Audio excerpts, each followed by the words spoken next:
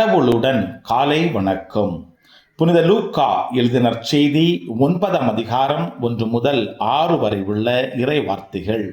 அக்காலத்தில் இயேசு 12 ஒன்றாக வரவழைத்து பேய்களையெல்லாம் அடக்கவும் பிணிகளை போக்கவும் வல்லமையும் அதிகாரமும் அவர்களுக்கு கொடுத்தார்.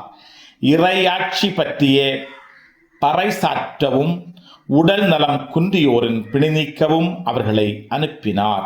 அப்போது அவர்களை நோக்கி, பயணத்திற்கு கைத்தடி, பை, உணவு, பணம் போன்ற எதையும் எடுத்து கொண்டு போக வேண்டாம். ஓர் அங்கி போதும்.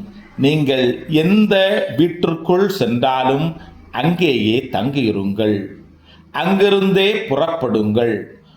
உங்களை ஏற்றுக்கொள்ளாதவர்களுடைய நகரை விட்டு புறப்படும் போது உங்கள் கால்களில் படிந்துள்ள தூசியை உதறிவிடுங்கள். இதுவே அவர்களுக்கு எதிரான சான்றாகும் என்றார். அவர்கள் ஊர் ஊராகச் சென்று எங்கும் நற்செய்தியை அறிவித்து நோயாளிகளை குணமாக்கினார்கள். கிறிஸ்துவின் நற்செய்தி.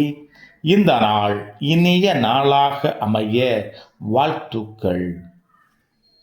பல பல பல புதுமைகள், பெருமைகள், இனிமைகள் இறங்கிய நல்ல நாள், ஒரு நல்ல நாள், நம் தேவன் தந்த நாள். இது நல்ல நாள், ஒரு நல்ல நாள், நம் தேவன் தந்த நாள்.